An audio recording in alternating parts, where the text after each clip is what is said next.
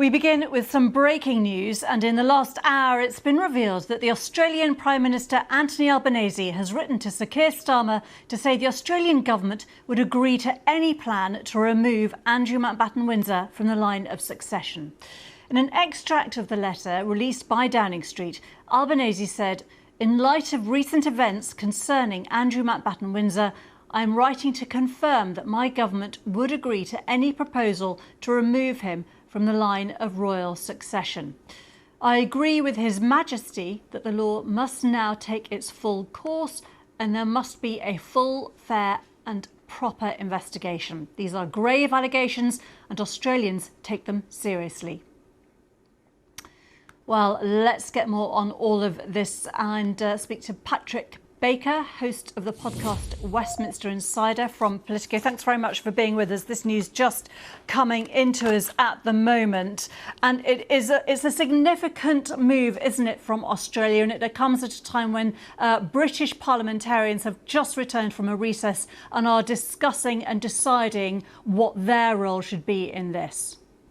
Yeah, absolutely. And we've already heard, obviously, that the government is planning to introduce an Act of Parliament, which would be needed to change Andrew's succession. And the Palace have already said, of course, that this is purely a matter for the Parliament. They're not going to get in the way.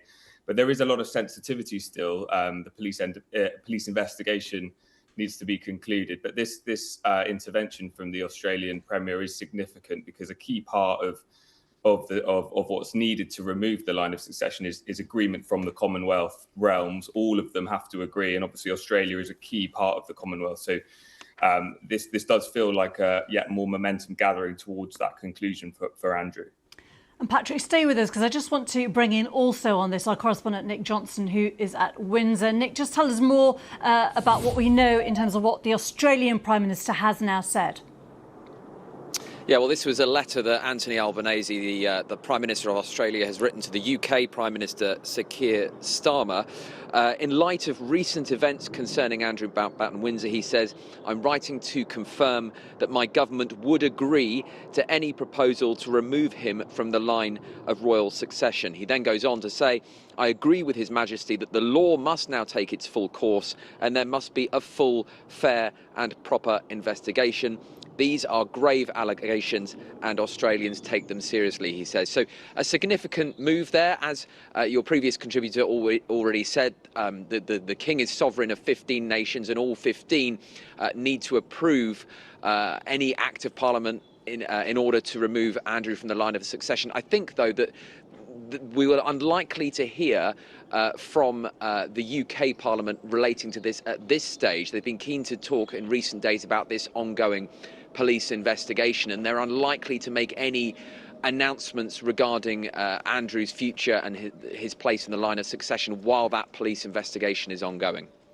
And Nick, again, do stay with us because, again, let me just go back to Patrick Baker. On the Westminster front, Patrick, we're going to be hearing from parliamentarians.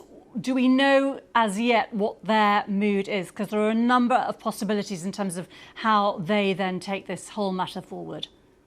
Yeah, I think we feel here that the mood is that there is definitely a desire to talk about this in a formal way. It's a bit complicated in Parliament because by the constitutional precedents that there are, you're not really allowed to talk about the royal families sort of almost casually in the chamber. So there are efforts being made by some of the opposition parties, for example, the Lib Dems, to potentially introduce what's called an opposition day debate. So tomorrow there would be time in Parliament to discuss Andrew's activities, specifically as it related to his time as a trade envoy. And I think this would give MPs the time to feel that they could formally address some of the latest revelations that we've heard over the weekend in a formal setting tomorrow. And Patrick, in terms of what parliamentarians can do, there's been calls for whether there should be a public inquiry and so on. What are the processes available now to government and MPs and select committees to investigate the wider role of staff who work for the palace, for the police protection officers, for the civil servants, that full investigation that so many people feel is now warranted? Yeah, there are a range of possible procedures and options available.